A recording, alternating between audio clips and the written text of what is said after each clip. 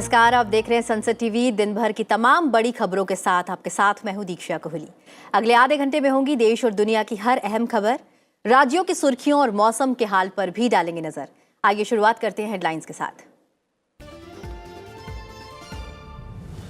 तकनीकी दिक्कत के कारण टला नासा के मून रॉकेट का लॉन्च। नई लॉन्चिंग विंडो का जल्द होगा ऐलान। आर्टेमिस 1 मिशन के जरिए 50 साल बाद इंसानों को चांद पर भेजने की है तैयारी।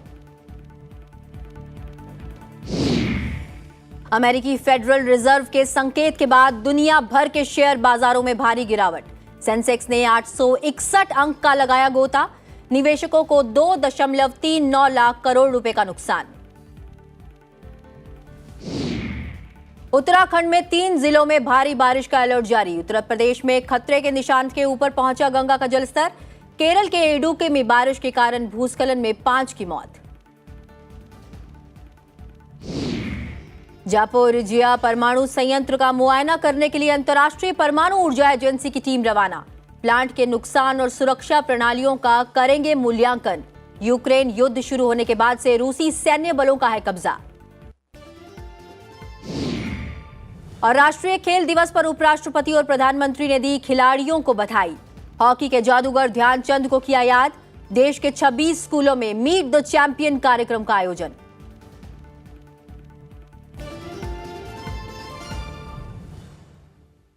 और अब एक नजर उन खबरों पर जो आज सुर्खियों में रही। नीदरलैंड की महारानी मैक्सिमा ने राष्ट्रपति भवन में राष्ट्रपति द्रौपदी मुर्मू से भेंट की। इस दौरान दोनों देशों के बीच द्विपक्षीय संबंधों की ओर प्रगाढ़ बनाने के बारे में चर्चा की गई। राज्यसभा में विपक्ष के नेता मल्लिकार्जुन खड़गे ने आज उपराष्ट्रपति जगदीप धनखड़ से उनके आवास पर मुलाकात की। सुप्रीम कोर्ट ने हिजाब प्रतिबंध को बरकरार रखते हुए कर्नाटक हाईकोर्ट के फैसले पर रोक लगाने की मांग वाली याचिका पर राज्य सरकार को नोटिस जारी किया है। मामले की अगली सुनवाई 5 सितंबर को है। भारत के प्रधान न्यायाधीश उदय उमेश ललित ने कहा कि मामलों को सूचीबद्ध करने के लिए एक नया तंत्र जल्द ही विकसित किया जाएगा। मामले की मेंशनिंग के लिए रजिस्ट्रार के सामने उल्लेख करने की मूल प्रथा फिर से शुरू की जाएगी। दिल्ली की एक अदालत ने धन शोधन के एक मामले में एनएससी की पूर्व प्रबंध निदेशक और मुख्य कार्यकारी अधिकारी चित्रा रामकृष्ण की जमानत याचिका खारिज कर दी है। मामला अवैध तरीके से फोन टैप करने और एनएससी कर्मचारियों की जासूसी कराए जाने से जुड़ा है। बाजार नियामक सेबी ने रियल एस्टेट निवेश ट्रस्ट और बुनियादी ढांचा निवेश ट्रस्ट की तरफ से यूनिट के तरजीही आवंटन के लिए कीमत निर्धारण नियमों में बदलाव किया है। भारतीय रिजर्व बैंक ग्राहक सुरक्षा के उपायों को मजबूत करने के तहत धोखाधड़ी पंजीयक की स्थापना करने पर विचार कर रहा है। इसकी मदद से धोखाधड़ी वाली वेबसाइट, फोन नंबर और विभिन्न तरीकों का डेटाबेस तैयार किया जाएगा। देश के सार्वजनिक क्षेत्र का राष्ट्रीय आय में सिर्फ 20% योगदान है, लेकिन कुल वेतन में ये क्षेत्र करीब 40% योगदान देता है। घरेलू rating agency India ratings and research की एक रिपोर्ट में ये जानकारी दी गई है। देश में बीते 24 घंटे में कोरोना के 7,591 नए मामले सामने आए हैं, जबकि उपचाराधीन मरीजों की संख्या घटकर 84,931 रह गई है। पश्चिमी इंडोनेशिया में समुद्र में आए तीव्र भूकंप के कारण निवासियों में दहशत फैल गई है। हालांकि भूकंप से किसी भी गंभीर हानि या किसी व्यक्ति के हताहत होने की कोई सूचना नहीं है। और अब खबरें विस्तार से। नासा के महत्वाकांक्षी नए चंद्र रॉकेट के प्रक्षेपण की अंतिम तैयारियों के दौरान ईंधन की रिसाव और दरार का पता चलने के बाद आज होने वाला प्रक्षेपण टाल दिया गया है। नासा की ओर से नई लॉन्चिंग विंडो का जल्द ऐलान किया जाएगा। फ्लोरिडा केनेडी अंतरिक्ष केंद्र में स्पेस लॉन्चिंग सिस्टम रॉकेट में करीब 10 लाख गैलन हाइड्रोजन और ऑक्सीजन भरने की प्रक्रिया को रिसाव के कारण बार बार रोकना पड़ा और आखिर में लॉन्चिंग टालने का फैसला लिया गया।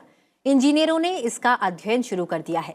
यह प्रक्षेपण 50 साल पहले अपोलो कार्यक्रम के समाप्त होने के बाद से पहली बार चंद्रमा की सतह पर अंतरिक्ष यात्रियों को उतारने के अमेरिका के प्रयास में एक महत्वपूर्ण मील का पत्थर माना जा रहा था।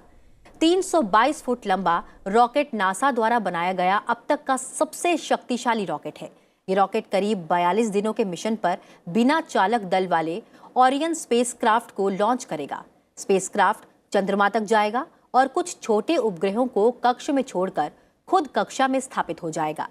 इस मिशन के जरिए नासा स्पेसक्राफ्ट को ऑपरेट करने की ट्रेनिंग हासिल करेगी। साथ ही चंद्रमा के आसपास के हालात की जांच भी करेगी, जिसका अनुभव अंतरिक्ष यात्रियों को मिलेगा और यात्रियों की पृथ्वी पर सुरक्षित वापसी को सुनिश्चित करेगी। उड़ान सफल रही तो चांद की यात्रा फिर से शुरू होगी। अमेरिकी शेयर बाजार में गिरावट के बाद दुनिया भर के शेयर बाजारों पर इसका असर पड़ा है। भारतीय शेयर बाजारों में आज भारी गिरावट दर्ज की गई। शेयर बाजार में गिरावट के कारण निवेशकों को 2.39 लाख करोड़ रुपए का नुकसान हुआ। आईटी बैंक के शेयर सबसे अधिक नुकसान में रहे। आपको बता दें कि बीएसई सेंसेक्स 861 अंक से अधिक लुढ़क गया। कारोबार के दौरान एक समय सेंसेक्स 1400 अंक से ज्यादा लुढ़क गया था। बाद में शेयर बाजार 1.46% की गिरावट के साथ 57,972 अंक पर बंद हुआ। नेशनल स्टॉक एक्सचेंज का निफ्टी भी 246 अंक यानी 1.4% नुकसान के साथ 17,312.90 अंक पर बंद हुआ। जानकारों के मुताबिक अमेरिकी केंद्रीय बैंक फेडरल रिजर्व के गवर्नर जेरोम पावेल की टिप्पणी से संकेत मिला है कि अमेरिका मुद्रास्फीति को काबू में लाने के लिए ब्याज दर में तीव्र वृद्धि कर सकता है, जिसका असर बाजार में पड़ा। एशिया के अन्य बाजारों में दक्षिण कोरिया का कॉस्पी, जापान का निक्की और हांगकांग का हैंग सेंग नुकसान में रहा, जबकि चीन की शंघाई कंपोजिट मामूली बढ़त के साथ बंद हुआ। यूरोप के प्रमुख बाजारों में शुरुआती कारोबार में गिरावट का रुख था। लोकसभा अध्यक्ष ओम बिरला ने कहा कि भारत और सूरीनाम के बीच घनिष्ठ ऐतिहासिक और सांस्कृतिक संबंध है। उन्होंने उम्मीद जताई कि भविष्य में ये संबंध और मजबूत होंगे और दोनों देशों के लोगों के बीच संपर्क बढ़ने के साथ व्यापारिक, आर्थिक और सांस्कृतिक संबंधों का भी विस्तार होगा। लोकसभा अध्यक्ष ओम बिरला के नेतृत्व में एक भारतीय संसदीय शिष्टमंडल ने सूरीनाम के राष्ट्रपति चंद्रिका प्रसाद संतोखी से उनके आवास पर मुलाकात की। इस दौरान ओम बिरला ने कृषि और खाद्य प्रसंस्करण उद्योगों के क्षेत्र में दोनों देशों के बीच व्यापक सहयोग की चर्चा की। उन्होंने कहा कि इन क्षेत्रों में आपसी जानकारी, विचारों और प्रौद्योगिकी के आदान प्रदान से दोनों देशों का विकास होगा। उन्होंने सूरीनाम में प्रवासी भारतीयों के विकास में महत्वपूर्ण योगदान का भी जिक्र किया। वहीं लोकसभा अध्यक्ष ने सूरीनाम की राजधानी पारामाबियो में महात्मा गांधी की प्रतिमा पर पुष्पांजलि अर्पित की।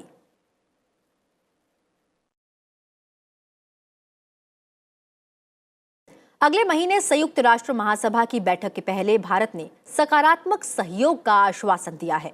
विदेश मंत्री एस जयशंकर ने आज संयुक्त राष्ट्र महासभा के अध्यक्ष अब्दुल्ला शाहिद को आज दिल्ली में मुलाकात के दौरान यह आश्वासन दिया।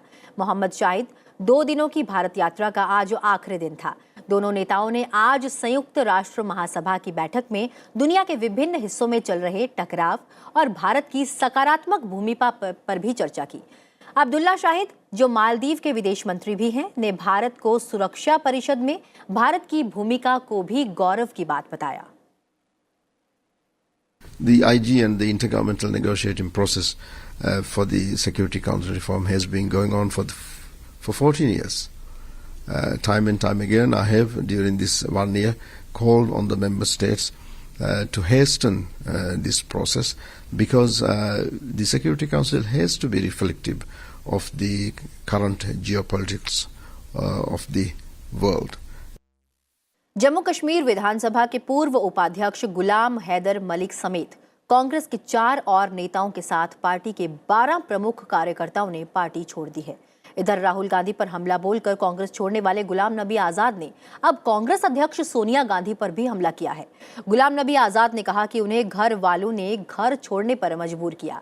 ऐसे में उन्होंने वक्त की नजाकत समझते हुए पार्टी छोड़ने का फैसला लिया।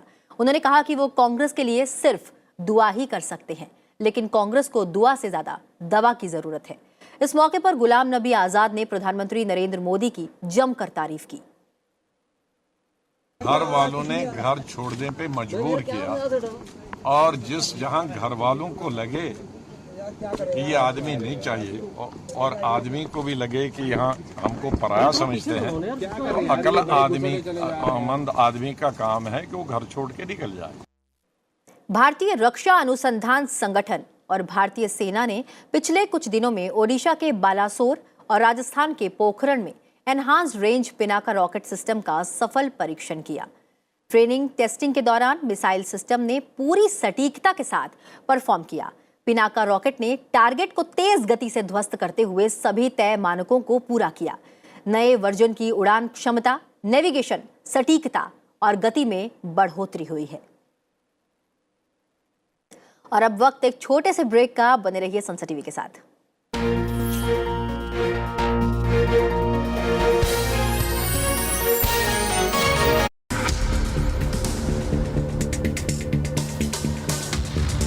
क्या आप किसी कानूनी समस्या से घिरे हैं? नहीं पता क्या करें? क्या कहता है कानून? क्या हैं आपके अधिकार? समझिए कानून की बारीकियों को कानून की पाठशाला में, सिर्फ सनसद टीवी पर। एक पद, एक संस्था, संघीय व्यवस्था का महत्वपूर्ण आधार। क्या है शक्तियां, क्या है सीमाएं, जानेंगे संविधान सभा से लेकर अब तक का इतिहास। देखिए प्रदेश के संवैधानिक प्रधान पर विशेष श्रृंखला राज्यपाल, सिर्फ संसद टीवी पर।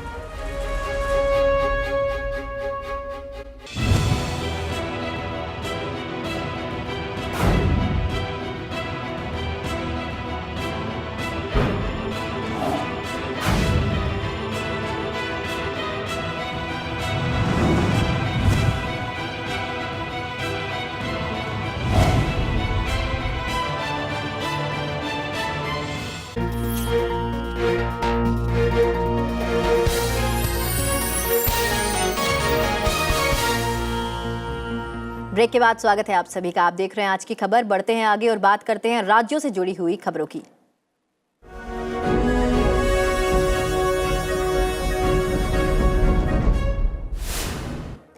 केंद्रीय गृह मंत्री अमित शाह कल दिल्ली पुलिस मुख्यालय का दौरा करेंगे। अमित शाह G20 शिखर सम्मेलन की तैयारियों की समीक्षा करेंगे। साथ ही CWG और अन्य खेल प्रतियोगिताओं में पदक जीतने वाले पुलिसकर्मियों को भी सम्मानित करेंगे।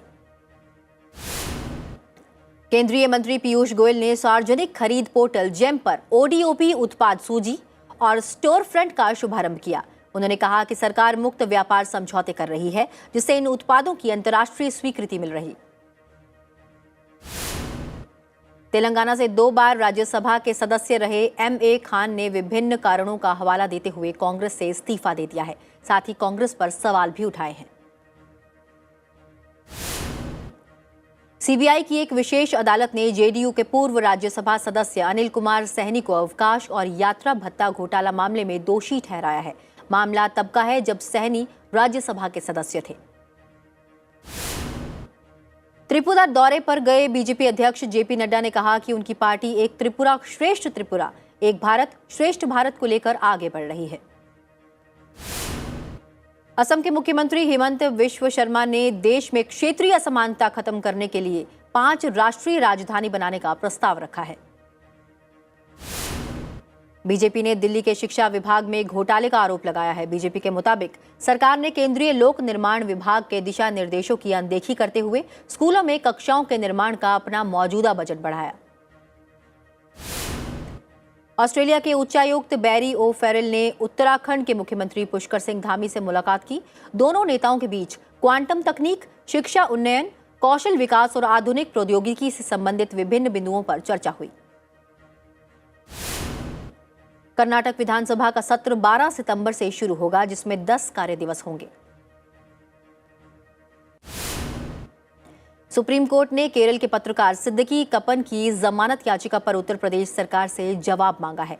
कप्पन को अक्टूबर 2020 में हाथरस में कथित तौर पर सामूहिक बलात्कार पीड़िता की मौत के बाद वहां जाते वक्त गिरफ्तार किया गया था।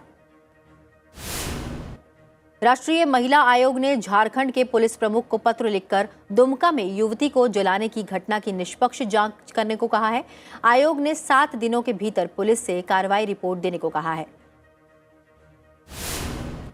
रिलायंस 5G में 2 लाख करोड़ रुपए का निवेश करेगी। रिलायंस इंडस्ट्रीज लिमिटेड के चेयरमैन मुकेश अंबानी ने कहा कि इस साल दिवाली तक देश के प्रमुख शहरों में 5G सेवाएं शुरू कर दी जाएंगी।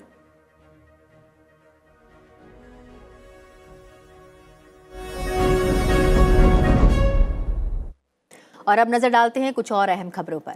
सरकारी विभागों ने केंद्रीय सतर्कता आयोग की ओर से 55 मामलों में भ्रष्टाचार में लिप्त अधिकारियों को दंडित करने की सिफारिशों को नहीं माना है। सीवीसी की वार्षिक रिपोर्ट 2021 में कहा गया है कि सिडबी बैंक ऑफ इंडिया और दिल्ली जल बोर्ड में ऐसे 4 मामले हैं, जबकि महानदी कोलफील्ड्स लिमिटेड ने 3 मामलों में अपने कर्मियों के खिलाफ कार्रवाई नहीं की है।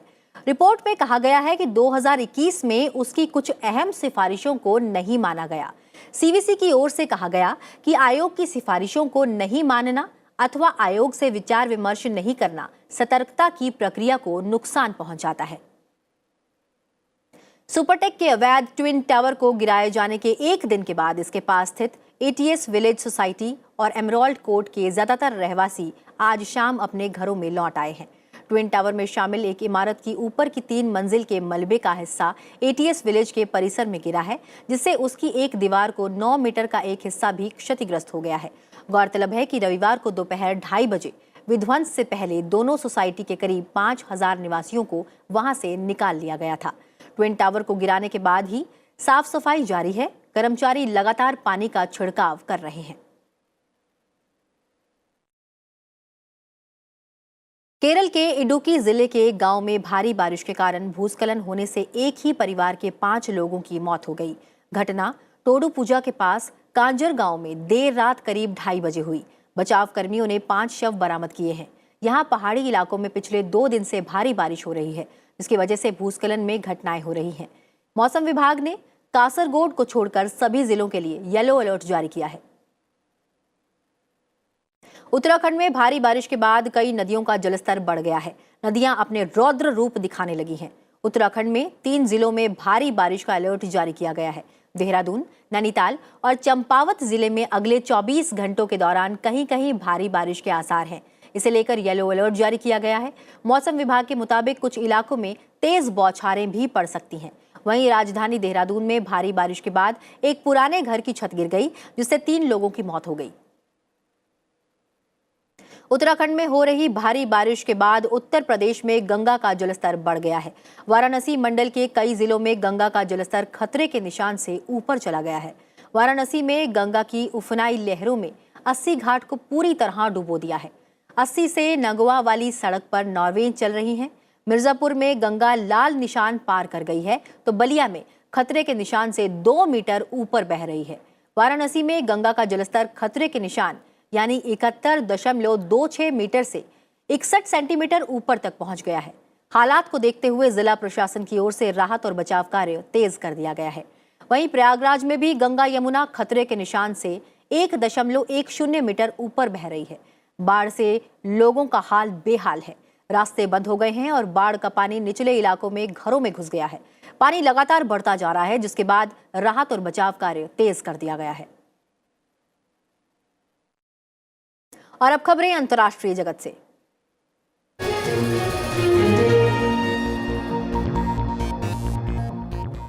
अंतर्राष्ट्रीय परमाणु ऊर्जा एजेंसी के महानिदेशक राफेल ग्रोसी ने कहा है कि वो और उनके विशेषज्ञ यूक्रेन के जापोरिजिया परमाणु संयंत्र के लिए निकल चुके हैं। राफेल ग्रोसी लंबे समय से जापोरिजिया परमाणु संयंत्र में उनके विशेषज्ञों के जाने के लिए अनुमति मांग रहे थे। यूक्रेन के साथ युद्ध शुरू होने के शीघ्र बाद रूसी सैन्य बलों ने जापोरिजिया परमाणु संयंत्र पर कब्जा कर लिया था। ग्रोसी ने 13 अन्य विशेषज्ञों के साथ अपनी एक तस्वीर साझा करते हुए लिखा है कि यूक्रेन और यूरोप के सबसे बड़े परमाणु संयंत्र की रक्षा करनी होगी। दल इस सप्ताह के अंत तक जापोरिजिया परमाणु संयंत्र पहुंच जाएगा। विशेषज्ञ संयंत्र को भौतिक रूप से हुए नुकसान का आकलन करेंगे, सुरक्षा प्रणालियों की कार्य क्षमता का पता लगाएंगे और कर्मचारियों की स्थिति सहित अन्य चीजों का मूल्यांकन भी करेंगे। रूस और यूक्रेन ने इस परमाणु ऊर्जा संयंत्र में या उसके आसपास हाल ही में रॉकेट तथा तोपों से हमलों का दावा किया है। इन हमलों से विकिरण का रिसाव बढ़ने की आशंका तेज हो गई है। ऐसे में विशेषज्ञों के जल्द वहां पहुंचने की खबर बेहद महत्वपूर्ण है। भारत सहित 10 देशों की 24 कंपनियों ने संकटग्रस्त श्रीलंका में पेट्रोलियम उत्पाद बेचने में रुचि दिखाई है। श्रीलंका के बिजली और ऊर्जा मंत्रालय के मुताबिक संयुक्त अरब अमीरात, सऊदी अरब, अमेरिका, चीन, भारत, रूस, ब्रिटेन, मलेशिया, नॉर्वे और फिलीपींस की 24 कंपनियों ने EOI जमा किए हैं। इन कंपनियों ने देश के ऊर्जा क्षेत्र में दिलचस्पी दिखाई है। रिपोर्ट में कहा गया है कि मंत्रालय द्वारा नियुक्त समिति अब इन प्रस्तावों का मूल्यांकन करेगी और 6 सप्ताह में प्रक्रिया को अंतिम रूप दिया जाएगा। भीषण आर्थिक संकट से जूझ रहे श्रीलंका विदेशी मुद्रा भंडार और पेट्रोलियम पदार्थों की भारी तंगी से जूझ रहा है। श्रीलंका के प्रधानमंत्री दिनेश गुणवर्धने ने दौरे पर आई अंतर्राष्ट्रीय मुद्रा कोष की टीम से कर्ज के बोझ से दबे अपने देश के आर्थिक रूप से कमजोर तबकों का ख्याल रखने का अनुरोध किया है, ताकि वे जरूरी चीजों के लिए दूसरों पर निर्भर ना रहें। श्रीलंका को राहत पैकेज देने पर चर्चा के लिए IMF की टीम इस समय श्रीलंका के दौरे पर है। पाकिस्तान में भीषण बाढ़ से 1000 से अधिक लोगों की मौत हो गई है। लाखों लोग विस्थापित हुए हैं। प्रधानमंत्री नरेंद्र मोदी ने इस तबाही पर दुख जताया है और सामान्य स्थिति की शीघ्र बहाली की भी कामना की है। पाकिस्तान में आई विनाशकारी बाढ़ के कारण मरने वालों की संख्या 1061 तक पहुंच गई है। पिछले 24 घंटों में 119 लोगों की मौत हुई है। बाढ़ की विभीषिका का अनुमान इस बात से लगाया जा सकता है कि 3.3 करोड़ लोगों को, यानी देश की कुल आबादी के करीब 7वें हिस्से को विस्थापित होना पड़ा है। देश का दक्षिण पूर्व सिंध प्रांत बाढ़ से बुरी तरह प्रभावित है। हजारों लोगों को अपना घर छोड़ना पड़ा है। इस भीषण आपदा का सामना करने में मुश्किलों से जूझ रहे पाकिस्तान ने अंतर्राष्ट्रीय मदद मांगी है और कई देशों ने एकजुटता संदेशों के साथ मानवीय सहायता भी भेजी है। मेजर ध्यानचंद की जयंती को देश में राष्ट्रीय खेल दिवस के तौर पर मनाया जाता है। इस मौके पर उपराष्ट्रपति और प्रधानमंत्री सहित विभिन्न केंद्रीय मंत्रियों ने देशवासियों को बधाई भी दी है। प्रधानमंत्री नरेंद्र मोदी ने राष्ट्रीय खेल दिवस के मौके पर ट्वीट पर एक वीडियो साझा कर कहा कि खेलों के लिहाज से हाल के वर्ष बेहतरीन रहे हैं। उन्होंने कामना की कि यह सिलसिला आगे भी जारी रहे और देश भर में खेलों की लोकप्रियता यूं ही बढ़ती रहे। वहीं खेल राज्य मंत्री निशित प्रामाणिक ने मेजर ध्यानचंद को उनकी जयंती और राष्ट्रीय खेल दिवस के अवसर पर पुष्पांजलि अर्पित की है।